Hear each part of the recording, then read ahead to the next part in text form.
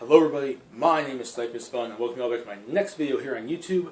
A continuation of the video I did about 2 weeks ago now. A RWBY video by the name of How I Would Do RWBY Volume 5. Now that video 2 weeks ago was part 1. I basically did chapters 1 through 6, or episodes 1 through 6, and I gave my opinion on how I would do Volume 5, if it was up to me, deciding the story, deciding how I would personally do the next volume of RWBY, which is coming out at the end of this year, how I would do it. And I did the first half of the season, how I would do it in that episode in part 1, chapters 1 through 6. This is going to be the continuation of the second half of that series, part 2, where I talk about chapters 7 through 12 and how I would finish off my Volume 5. Now, I would strongly suggest that you guys watch part 1, if only to understand what the heck I'm going to be mentioning in this video, because I'm going to be talking about events that happened in part 1, and if you have not seen part 1 yet, it might confuse you a little bit. I'm not trying to force you or anything, I'm just trying to recommend it to you so you understand it more. But you can do whatever the heck you want. If you want to watch part 2 and then go back and watch part 1, it's all up to you. But let's get this going so this video doesn't go on too long with chapter 7. Cross Paths. Now, where we left off in Chapter 6, basically Lionheart did betray RWBY in the group. He did join Salem's forces and the White Fang and whatnot. He locked down the school, caught them off guard, surprised them that he betrayed them, and the White Fang overran them and locked them up in the school. And now we have, everyone's heading to Haven right now. Blake is heading there with Sun and Symphonis, people that want to go against the White Fang. Yang is on her way over there. And Weiss is obviously with RWBY now in Haven because she met up with her in winter and all that prior to the school situation. So now we have started off with Chapter 7. Oscar's still at that inn. Crow basically, after meeting him at the end of Volume 4, would tell him, okay, me and these people have to go to the school. We have to talk to the Professor Lionheart. We're going to get this done. You're going to stay here at the inn because you'd be safer here than you'd be with us at the school. And he basically is worrying, it's almost the end of the day, it's probably almost twilight, midnight, dark, it's getting dark out now. They've been up at the school probably for a while, because it probably was morning when they left. And he's getting concerned and worried, they should be back by now. They're just going to go talk to him. Why the heck are they not back by now? And even Ozpin in his head is getting the same belief, because he's starting to worry too. And then basically from behind you hear this voice look out, kid! And basically he turns around and falls down on the ground with, it's basically Yang on Bumblebee on the motorcycle, almost about to run him over.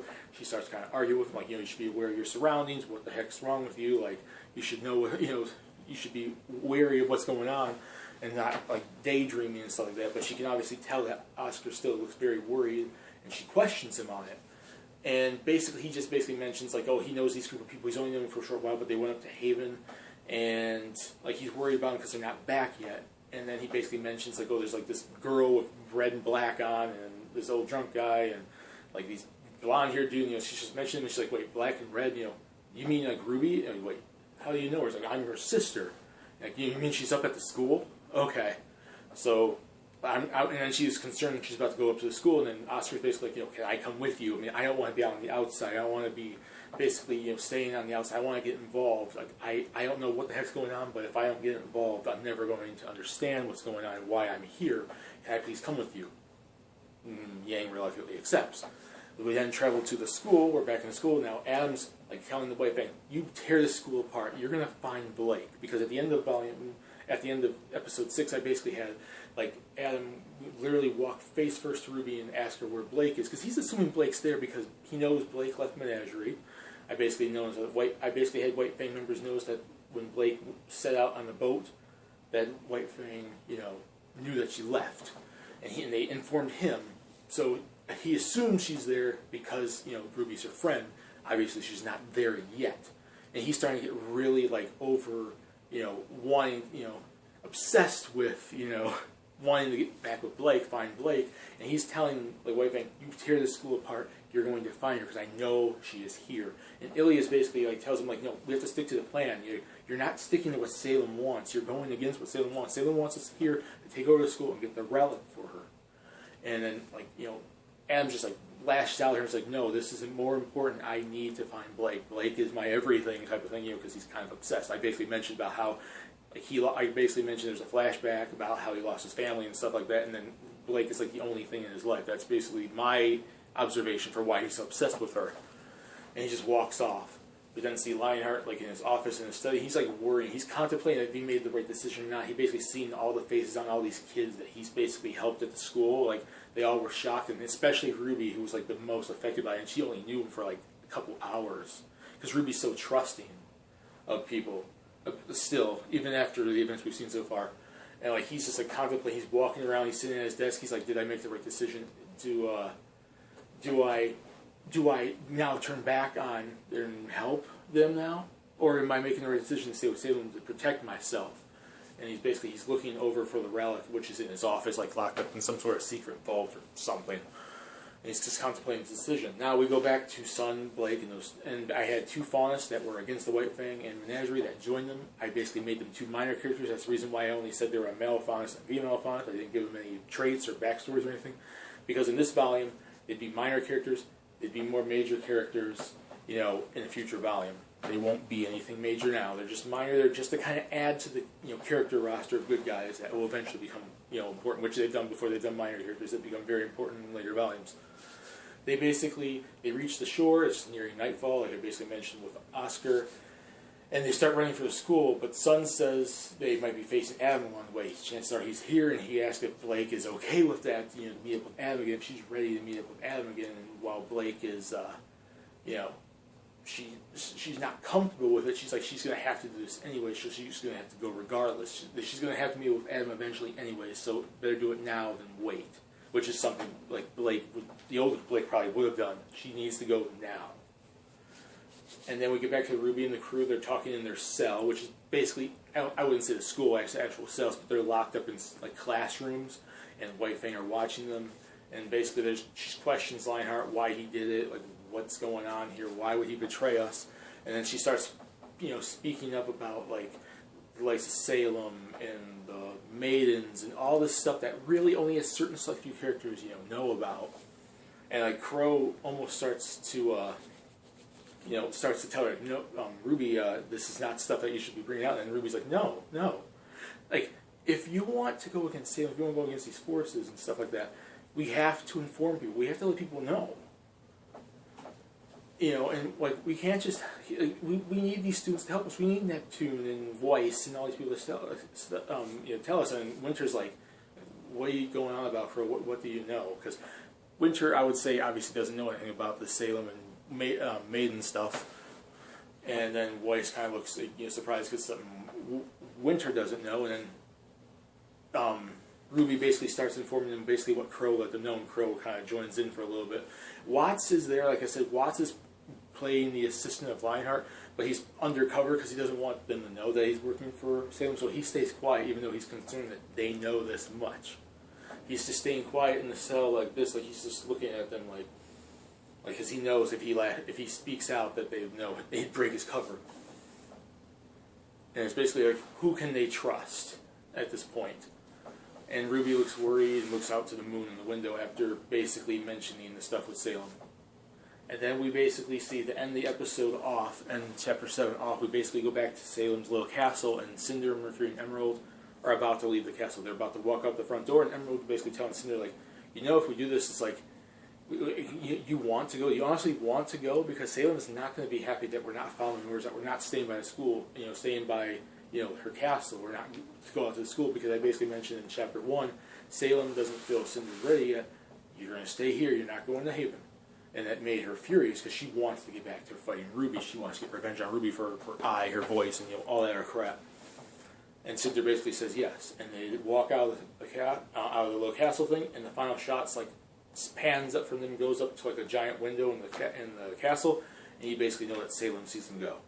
End of chapter. Now we get on to chapter 8. An old-fashioned breakout.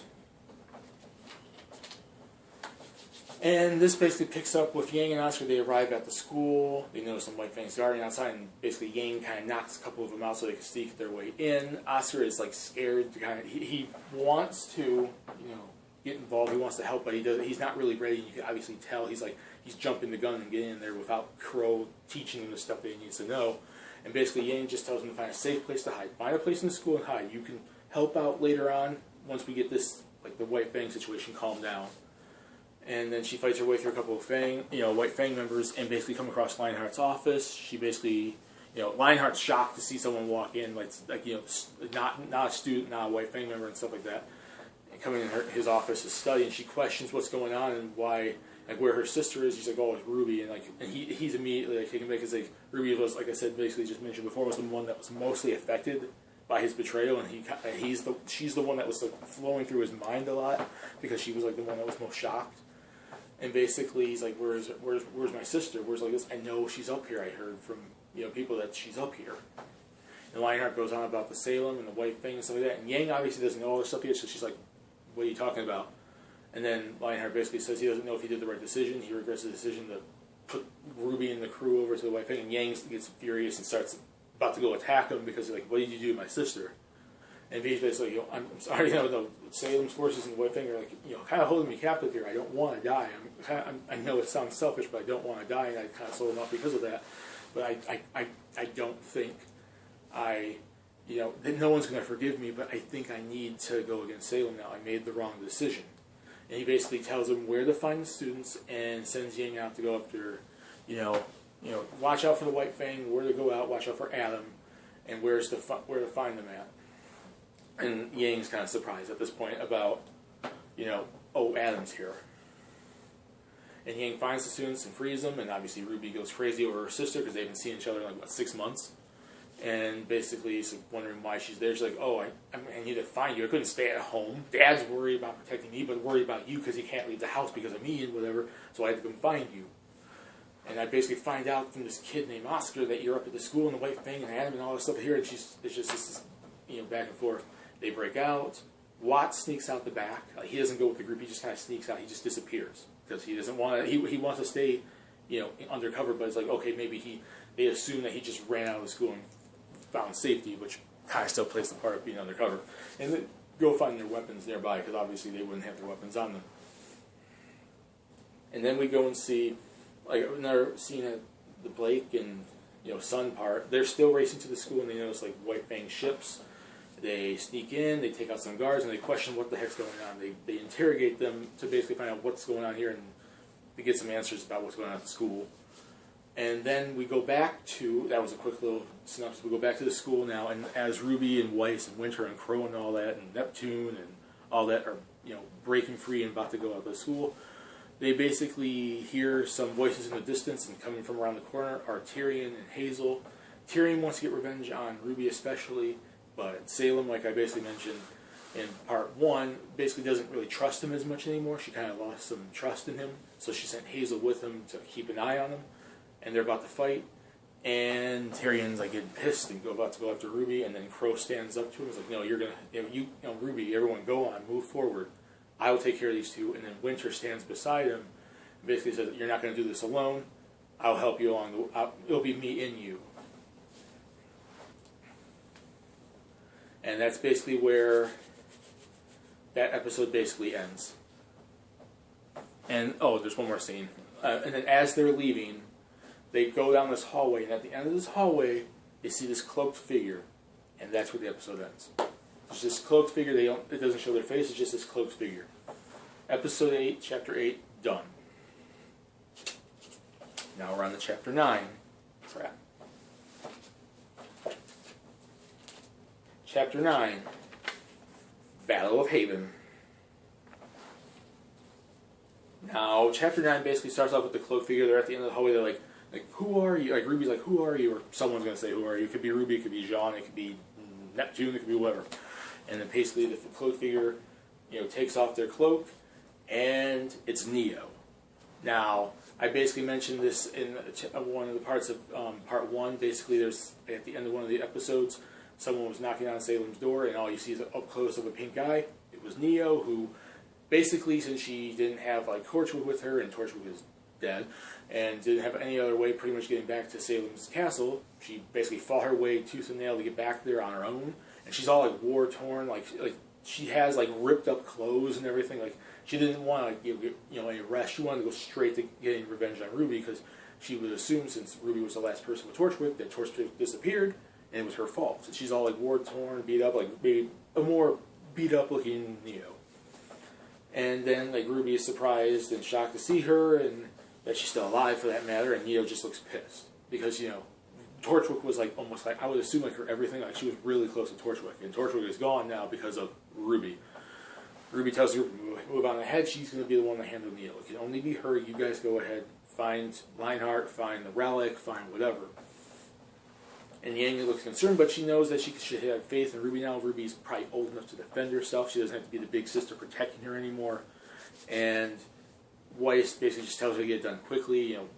You meet up with us later on. We're going to get through this together.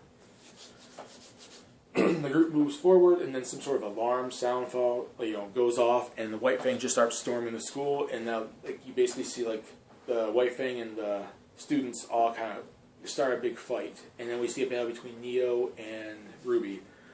And now Neo's strategy is a bit different here. It's basically, normally if you saw past volumes of RWBY, Neo's kind of more, well reserved and everything, but this is a more pissed off, Neo, and she's more aggressive and crazier than usual, and she's not really thinking as clearly as she used to. She just wants to kill RWBY.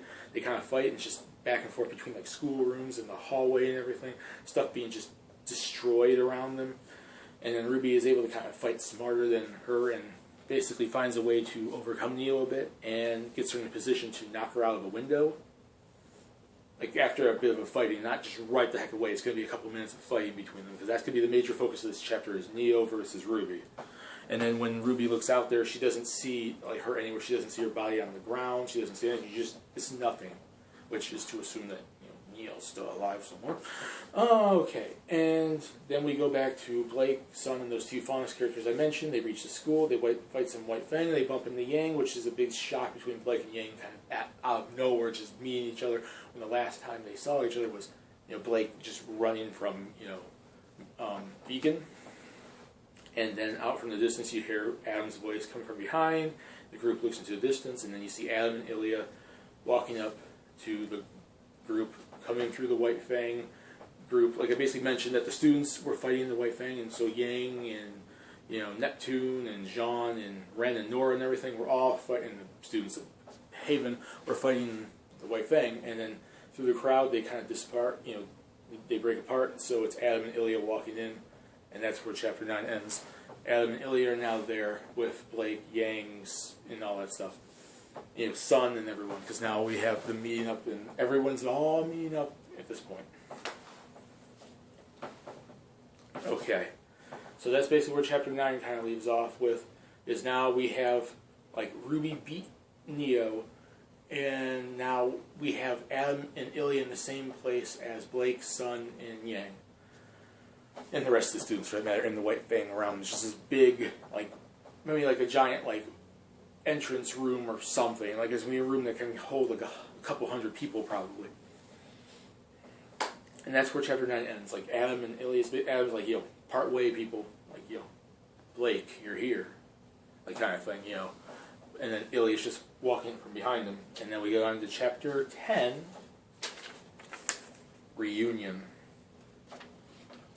Now, this is basically where this happens. Adam is now basically telling Blake at this point, I'm going to take you back with me. You're not going to sneak away like you did back on the train. You're not going to sneak away and get away like you did at Beacon. I'm taking you back with me because you're mine. And Blake's like, no, I'm not going to back down anymore. You're not going to take me. You're not. You're going down now, Adam. The White Fang is going to change now. I'm going to take back the White Fang. And Yang and Sun basically back her up, and Ilya still is behind Adam at this point, because I basically mentioned that, I think, in my story, Ilya has a thing for Adam, and basically Adam is obsessed with Blake, so it's a big freaking love triangle. Adam basically tells everyone else to leave. All these students of, Haven, Nora and Ren, you get the hell out of here. White Fang members, I don't need you around here. You get out of here too. I can do this myself. And when they all start leaving the area, because, the White Fang would probably be scared of Adam, because he could probably kill any single one of them, because they're all little grunts. And then the students leave. Yang and Sun stay behind, because we're not going to leave Blake to fight you alone. And Ilya's like, no, I'm not going to leave you either, Adam. And it basically becomes Sun, Blake, and Yang taking on Adam and Ilya. And as soon as everyone else leaves, fights start taking out place everywhere because they're out of the area of Adam, but they're still going to fight the students. So it's like these fights just kind of start breaking out, like random different, White Fang grunts fighting Ren and Nora, Jean and Weiss, and it's just this crazy hectic, like, oh, they're going to knock people out windows, they're fighting in school, classrooms, in the hallways, down outside, they're fighting outside the school now. All out chaos. Unlike Beacon, where it was just like more so like, surprise attack and the students didn't really get too much fight in. The students were more prepared now, and it's just this big giant war. Think like the Battle of Hogwarts and Harry Potter. It's like everywhere else now, fights are breaking out between White Fang and non-White Fang. Give me a second here. There we go. Sorry, I have like information spread out in front of me right now. And then basically, Adam questions why Blake still defends humans. Like, they're not redeemable. They've done, bad things. Like, we're looked down upon, and you still treat these people like equals. Your idea is false. You can never have equal between humans and faunas and stuff. And Blake's like responds like, no, both sides need to come to find some common grounds. It can happen. Equality can happen. And Adam brings up the death of his parents. I basically mentioned in part one that's partially what set him off. Is like there was like this big giant meeting with the White Fang, and that these people just mysteriously all were killed, but it was like no survivors, so they can never tell you who killed them. Like how did all these White Fang members, all these faunas die? He's like, humans are too violent. They cannot be trusted, Blake. You have to come back with me. And Blake brings up like, we don't know what happened. There was no survivors. How the heck do you think? Why do you think humans are automatically the ones that killed all of them? And it's kind of being hypocritical because you kill people too. You've made the White Fang, you and Sayana Khan have made the White Fang into this violent, activist group. So you're saying humans are too violent, but you're doing the same damn thing. And basically just infuriates Ilya at this point, and Ilya just jumps into about to attack Blake, and Sun defends her. And then we have Adam walking over to Blake and Yang, and basically he pulls out a sword, and he basically says he's going to take them both on. It's going to be you two against me. You're not going to win. And that ends chapter 10. Now we are on to chapter 11. 2 more chapters to go before the finale of my volume 5. Chapter 11, Vengeance for the Fallen.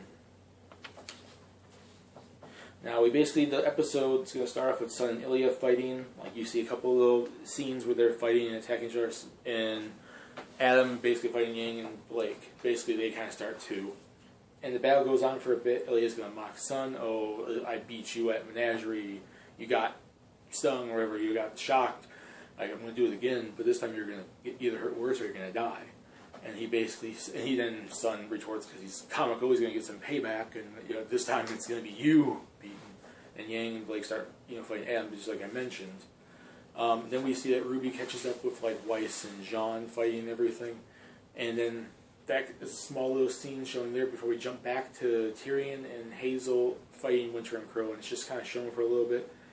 Winter and Crow, obviously, like Volume 3, bicker a little bit at each other, but they know that they have to work together if they have any hopes to beat these two. And that was just a small scene. It wasn't anything major, just a really small scene. So we jump back into RWBY and the group.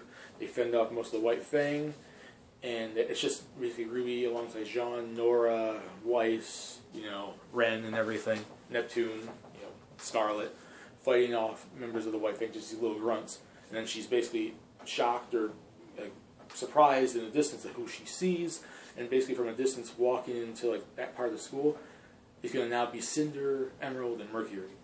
And basically RWBY and Jean both look angry, especially Jean. He's probably going to look furious because he knows who killed Pyrrha, and they both they don't care what's going on. The White Fang around them, they just sprint through, knocking White Fang members out. Jean kind of being pissed enough to probably knock down people like that and do stuff like that. They chase them down. And Weiss tries to tell him not to leave formation. Like, you're going to get yourself killed. You have to, don't let this anger cloud your judgment. She's trying to yell off in the distance. She knows that they can't hear him, so she follows them.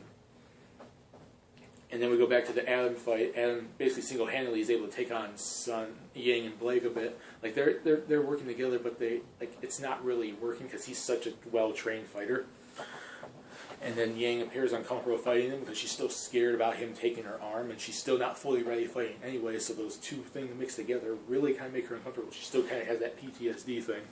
And Blake appears concerned not only for how Yang is affected, but she's like appears concerned like she's never going to be able to overcome Adam at this point either. And then Sun and Ilya still fight a bit. And then we go back. This episode's jumping around. This episode and next episode jump around a lot, just letting you know that. RWBY, Jean, and Weiss basically are separated from the rest of the group, and they meet their way off. Like, there's like no White Fang around, no school members around. They're at part of a school that's pretty much completely empty. And Cinder, Mercury, and Emerald, they find them at their school, and they're basically about to, they're about to fight each other now. And RWBY's just mad, and she questions, like, Cinder, why are you doing all this? Why did you kill Pyrrha? Why are you working for Salem? Why do you do this? She's furious. But she's at least more level-headed than, I'm going to say, Jean. Jean's the one here that's probably really mad. And that's why I basically say, Jean just, like, retorts to RWBY, like, no, it doesn't matter. She did all this stuff. Who cares why she did all this stuff? She still did it. We have to stop her. Because he's letting, his love for Pyrrha, and losing Pyrrha, and what happened at Beacon, and his own weakness not to defend Pyrrha and everything, just clouded his judgment way too much. And he has all this blame now on Pyrrha. He tried to blame, like, Crow and all that in Volume 4, but now he knows exactly who did it, and he wants to fight, and they're basically about to fight, and that's how Chapter 11 ends. Now we are on Chapter 12, the final chapter of my Volume 5, and how I would do Volume 5. The name of that episode, the name of that chapter, Who to Trust. Now, this is going to be a big episode, so I have a lot of stuff written down here. Basically, the episode just starts off with the fight between Cinder's force, Cinder's group and RWBY's group. Emerald and Weiss are going to fight each other, Jean and Mercury, and Cinder and RWBY, obviously. And then we only get like a small smidge of that fight starting before we jump back to the Winter Crow versus Tyrion Hazel fight. They are able to kind of slightly get an advantage on them because of Tyrion's anger, like they're able to work together, but Tyrion's not really listening so much to Hazel because he wants to get revenge on Crow, even though he wants to get revenge on RWBY, but he would get back at RWBY by going after Crow. And then basically Oscar randomly shows up during this fight. Like, how I basically mentioned back at Chapter 8, like Yang tells him, you find a place to hide and you stay out of this. He randomly runs up, and this catches Hazel off guard because, we know Hazel saw Oscar at the train station in Volume 4, and he's like, you're the boy from the train station, what the heck are you doing here? Catches him off guard, and Winter's able to get an attack that, damages Hazel. And then Tyrion and Hazel basically look defeated, and they retreat. And then Crow, well, let's talk about Oscar there, basically she's like, why are you here? Like, I told you to stay at the end. Why the heck are you in the school? And he basically just mentions, I met Yang and on the bike, and I know I couldn't stay out of this. I know you didn't want me here, but it's like, I need to get involved, and I was concerned and worried. And, Crow basically tells him to follow them. We go back to the Sun-Ilya fight. Sun is able to overcome Ilya a bit, and Blake and Yang have like a small talk about what happened basically so far. Like, before, Adam commences the fight, he's just standing at a distance. They're just having a little, like close huddle, basically. They're just kind of talking to each other, like, under, like low talk, really talking really low next to each other. Basically, they both have to, they have issues they have to work out, not just from, Blake leaving at the school and, stuff like that at Beacon, but, like, they have issues to work out of how, Adam has affected them and stuff that's happened since the 6 months since they've seen each other. But they have to do that later. They have to worry more about fighting Adam now and finding a strategy in order to beat Adam because they're getting their butts kicked at this point. Like, it's 2-on-1 and Adam's still destroying them because he's so well trained. And so he just kicks ass, really. And then we go to the Sun. He knocks Ilya into a wall, and Ilya gets knocked into a wall, and like these pieces of brick, these pieces of stone, just like large pieces of stone, fall down and crush her. And we basically get Adam is kind of caught off guard by Blake and Yang, basically by their attack. Like this is what happens. Blake jumps in by herself and starts trying to fight him, which fighting one-on-one, he'd be over, he'd know how to fight, he'd be more trained. But then Yang jumps over Blake, and like he's not expecting this because he's so focused on Blake at this point. Like, it's mostly going to be a Blake, Adam fight, and then she just gets that robot hand and just like smashes him. And this is what basically kind of concerns a bit here because he's not used to being really hurt. So I'm going to basically say it kind of shocked him a bit that he got hit, and he got hit really hard to the point where it's like, wow, like no one's ever done this to me before, because I'm assuming that he's never really got beaten up that much since basically being a big major white family member. And it shocks him a bit, and he knows that fighting this type of strategy without practicing, without getting some sort of preparation, fighting these two might be a bit much, and he's also a little scared. And I say scared in quotations because he's not really, he's just concerned that he got beaten up that much, and he retreats. Not caring about Ilya. Ilya's under the rubble, and she calls out. She's like, "Adam, where are you going? Come back, Adam!" You know, she's like concerned that he left her behind because she's so worried about him, but he doesn't care a single freaking bit about her really all that much. And then we go back to the RWBY Cinder group for a while, and this fight's just kind of jumping, like it's single one-on-one fights, like I basically mentioned before: Emerald versus Weiss, Jean versus Mercury, and Cinder versus RWBY. Jean's barely able to fight off Mercury. Mercury's probably kind of toying with him, and he's still using his skills to kind of fight a little bit. He's a little more well-trained since Beacon. And Emerald and Weiss is kind of a fairly even fight, and Cinder and RWBY is just basically a fighting all over the place. Like, this is where the fight separates. Like, we don't see that much of RWBY, much of Weiss versus Emerald or Jean versus Mercury, because the fight mostly now focuses on Cinder and RWBY. They're fighting each other. They're fighting through hallways, knocking each other through doors and windows and walls, and it's just this big, everything's being destroyed around them. They're just tearing the school apart at this point, like trying to get at each other because they both want to, go after each other so bad. And basically, Cinder just disappears at one point, and then she's like, basically, RWBY notices she hears like Lionheart's voice, and she's by his office, and she goes in to check, and she basically goes in there and sees Lionheart and Watts. Basically, at this point, now Watts, when he snuck out from being in the cell, went obviously to Lionheart's office. And basically, she's kind of happy to see him there safe because, well, at least she's happy to see Watts because she's maybe thinks Watts is going after Lionheart, and maybe Lionheart's not really evil or something like that. She's concerned. Maybe she thought wrongly of, Lionheart or something. And then she warns that Cinder's going to be on her way. There's this girl named Cinder with fire. She's going to kill you and everything. And then Cinder shows up, and RWBY tries to protect, Watts and Lionheart at this point, or at least Watts, if she's not super concerned about Lionheart betraying them and whatnot. And then Lionheart basically just calls out to RWBY and says, "Oh, I have the relic. I did not want to betray you. I did not want to do this. I did not want to do that. Salem has been like blackmailing me with my life, and I've been too, concerned about my own safety to think about everyone else. I regret my decisions. Blah blah blah." He's about to give her the relic, and at this point, Watts is basically there behind Lionheart, who at the front door of the office is basically Cinder, and in the middle of the office is RWBY. Oscar runs up, because he left at this point. Like, he found his own way. He basically broke apart from Crow and Winter, because he just was trying to find probably some safety or something, or look for students or something like that. And he basically is kind of shocked at what he sees, because he basically has Ozpin in his head. And in my opinion, Ozpin knows Watts. So this is what happened. Like, Oscar was never in the same room as Watts at this point, so it didn't give away his cover.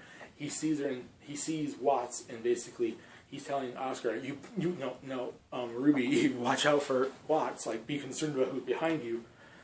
And then Watts is, RWBY's like questions it, and she's shocked. She's like, "Wait, what?" She turns around, and as she turns around, Watts stabs Lionheart in the back. He has like a knife or a dagger or something. He falls down. Watts picks up the relic, and as she's shocked at what she's looking at, Cinder basically just knocks out Oscar, and then uses her little fire abilities to attack RWBY and knock her out on the ground. And this is basically where Chapter 12 ends in my end of Volume 5.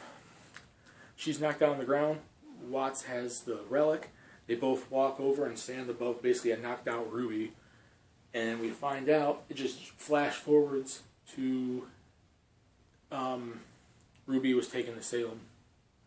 Basically, you see distances, and before this happens, of people in the school fighting each other and everything, and then you see it just transition from the school into Salem's castle.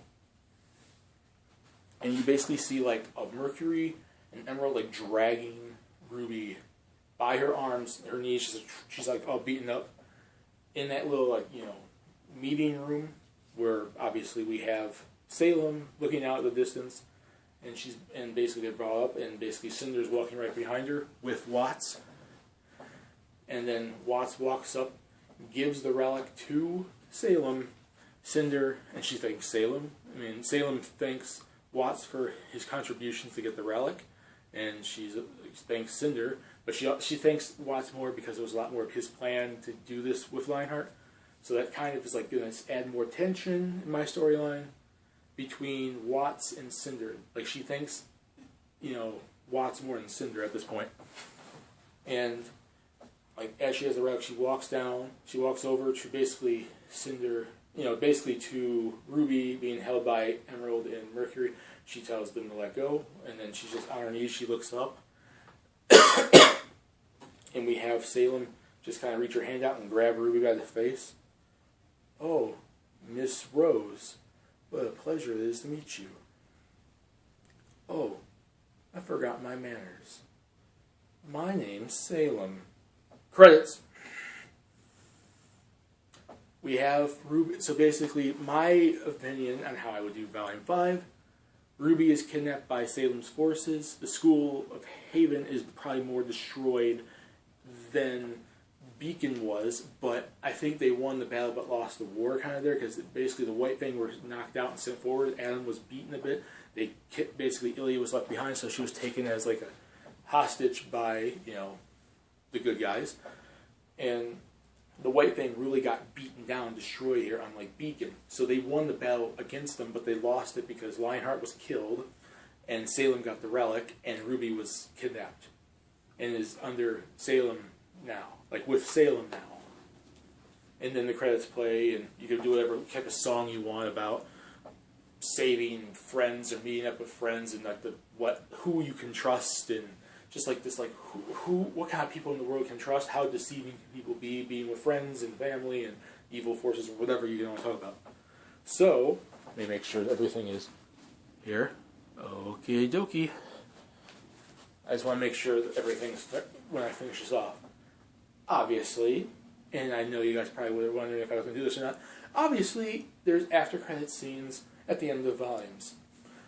With me leaving the volume on such a negative ending, kind of like a volume 3, with like one of the main characters being like kidnapped by the evil forces, and like, one of the characters dying, and all this negativity, like they kind of won the battle, but at the same time they really lost it because they didn't get the relic. This is what happens at the end of the credits. You see those, for those of you who watched part 1, these two bandits that fought Yang on the side of the road when she was driving her way up to Mistro, to Haven. They walk up into this building. You see them walking up to a person that's sitting in a chair. It pans up, and it's Raven. And she has this smirk on her face. She's like, she knows what's going on. And she's like, I'm ready to see her. Fade to black. And that's it. That's my Volume 5, everyone. I hope you guys like this video. RWBY fans, put in the comment section what you guys think. Would you like a volume like this? Did you like how I put together, how I personally would do the volume between Part 1 and Part 2, Chapters 1 through 12? Do you guys like it? How would you personally do it? Put in the comment section what you guys think about mine, and put in the comment section how you guys would do it yourself. And I hope you guys like this video. Peace. Please subscribe if you want to. Have a lovely day. And RWBY fans, stay tuned for more RWBY videos coming really soon. See you all later.